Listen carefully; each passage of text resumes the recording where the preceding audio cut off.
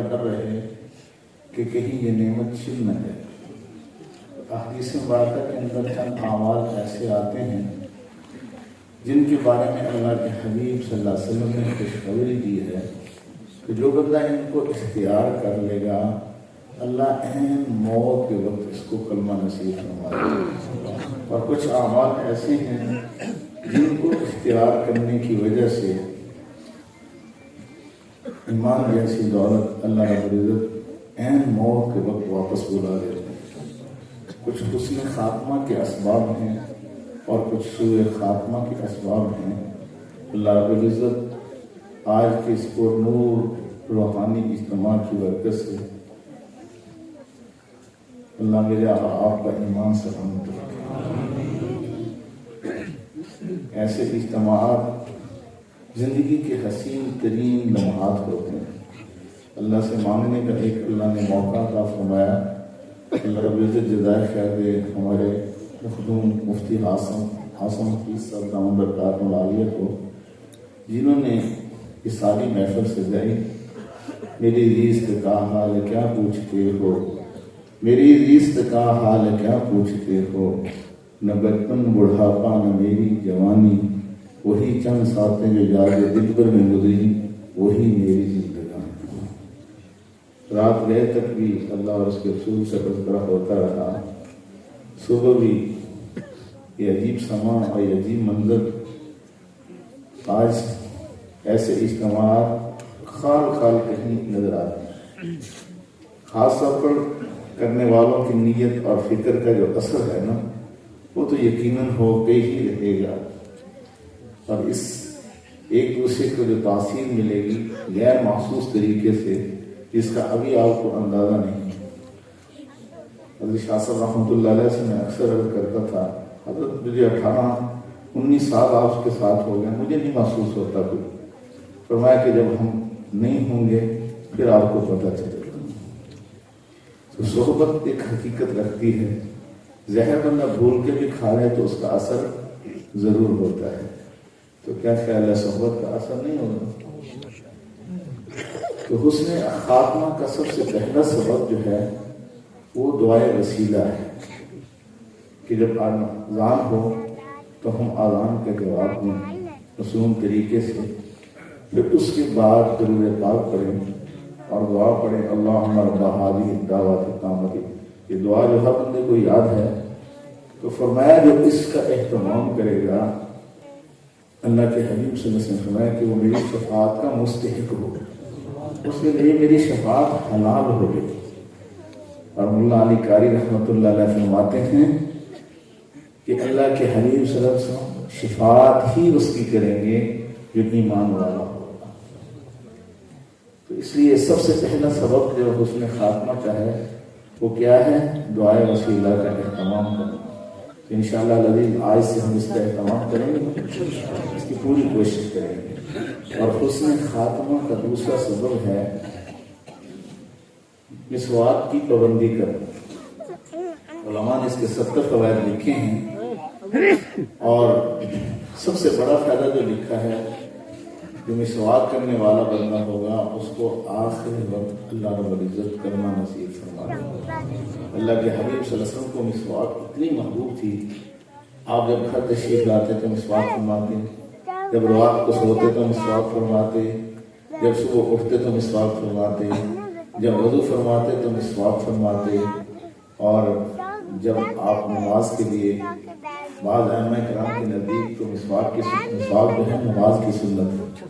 عربوں کو دیکھا کہ وہ اکثر جب جماعت کھڑی ہوتی ہے تو اس کو تھوڑی سی مسواک فرما لیتے ہیں، اور جو مسواک والا وضو ہوتا ہے، مسواک کے ساتھ وضو کیا جائے، اس کی فضیلت 70 گنا زیادہ بڑھ جاتی ہے۔ حدیث میں آتا ہے جس مسواک کے وضو میں مسواک استعمال کی جائے وہ نماز دوسری نمازوں سے 70 گنا زیادہ بڑھ جاتی ہے اس کی فضیلت۔ تو مسواک اتنا پیارا عمل ہے کہ اللہ کے حبیب صلی اللہ علیہ وسلم جب اس دنیا سے تشریف لے جا رہے تھے تو آپ کا آخری عمل کیا تھا؟ آپ نے مسواک فرمائی۔ تو حسن خاتمہ کا دوسرا سبب کیا ہے؟ مسواک کرنا۔ بعض لوگ کہتے ہیں کہ برش کرتے ہیں مسواک ہی ہو گئی، نہیں، برش اپنی جگہ۔ ہمارے حضرت جناب برکاتہ العالیہ نے فرمایا کہ آج کل غذائیں ہم ایسی کھاتے ہیں ان کے اندر چکناہٹ یا ایسی، پہلے لوگ سادہ غذائیں کھاتے تھے تو اس کے لیے ہم ٹوتھ پیسٹ، گنٹونا پاؤڈر یا اس طرح ٹوتھ پیسٹ بھی آپ مسلمانوں والی استعمال کریں، ہربل والی لے لیں، ہمدرد والی لے لیں، پاکستانی لے لیں، اس سے بھی پوری کوشش کی جائے اگر استعمال کرنی ہے، اور اس کے بعد آپ مسواک بھی کریں۔ مسواک کا اہتمام تو ضروری ہے، تو انشاءاللہ العزیز اس کی پابندی کریں گے۔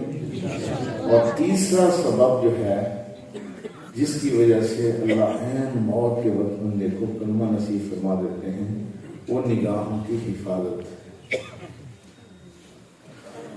حدیث قدسی میں اللہ تعالیٰ فرماتے ہیں جو بندہ اپنی نگاہ کی حفاظت کرتا ہے، کیونکہ یہ جو بد نظری ہے فرمایا یہ شیطان کے ذہن میں بجے ہوئے تیروں میں سے تیر ہے، جو بندہ اپنے نگاہ کی حفاظت کر لیتا ہے اللہ اس کو حلاوت ایمان عطا فرماتے ہیں، ایمان کی مٹھاس اس کو عطا فرما دیتے ہیں۔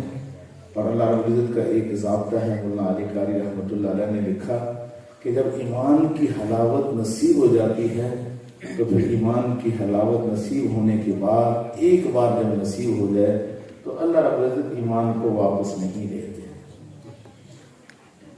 انشاءاللہ اس کی کوشش کریں گے۔ ہمارے پیر مرشد امام العلماء والصلحاء حضرت جی پیر حافظ الفتاح نقشبندی دامت برکاتہ العالیہ فرمایا کرتے ہیں میرا جی چاہتا ہے کہ میرے ہر مرید کو یہ اشعار زبانی یاد ہونی چاہیے، اور میں نے دیکھا کہ حضرت صاحب رحمۃ اللہ علیہ اکثر ان کو اونچی آواز میں گنگناتے رہتے تھے، بس میں بیٹھ کے اور پڑھتے رہتے تھے۔ کوئی جی بھرنے کی صورت ہی نہیں میرے لیے، کیسے دنیا بھر کے حسین ہو جائیں میرے لیے، اپنا ذوق حسن یوں کہے ہو کر بلند، حسن اوروں کے لیے حسن آفرین میرے لیے۔ ہمیں تو اللہ اور اس کے رسول صلی اللہ علیہ وسلم کی محبت کافی ہے۔ اور واقعی جب بد نظری ہوتی ہے تو پتہ چلتا ہے کہ دل خالی ہو گیا ہے، ایسا بے چینی اور ایسی بھی اس کی نحوست ہوتی ہے۔ تو میرے بھائی دوستو یہ اتنا بڑے نیک عمل ہے کہ اس کی وجہ سے عین موت کے وقت اللہ کلمہ نصیب فرما دیتے ہیں۔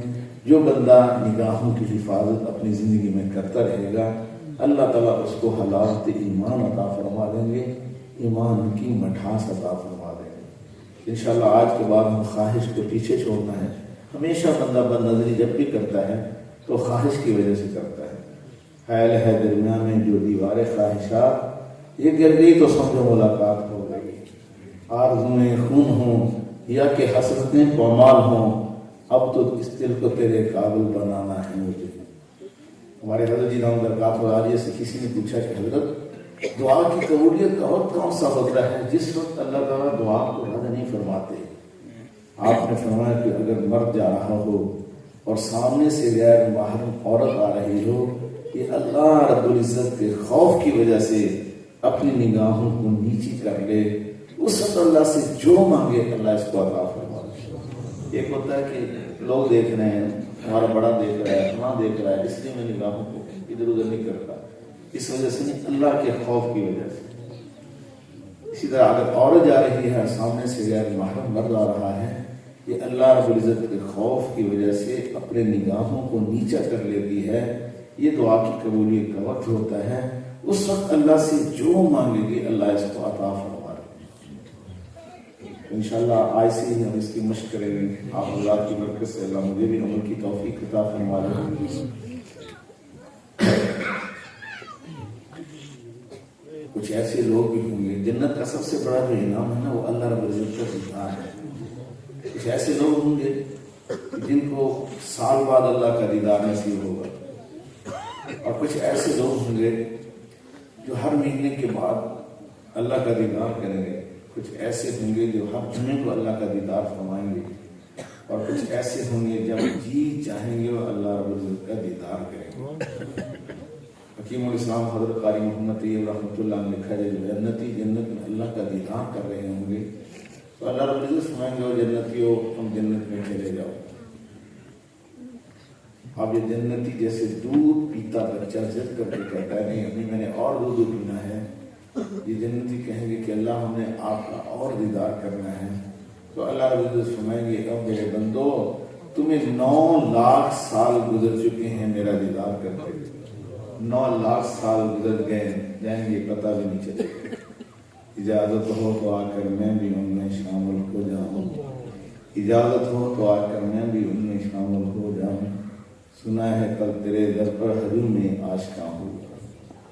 اللہ رب العزت ہم سب کو اس ہجوم میں آشکاں میں شامل فرما لیں، تو جو ہر وقت اللہ کا دیدار کریں گے، جن کو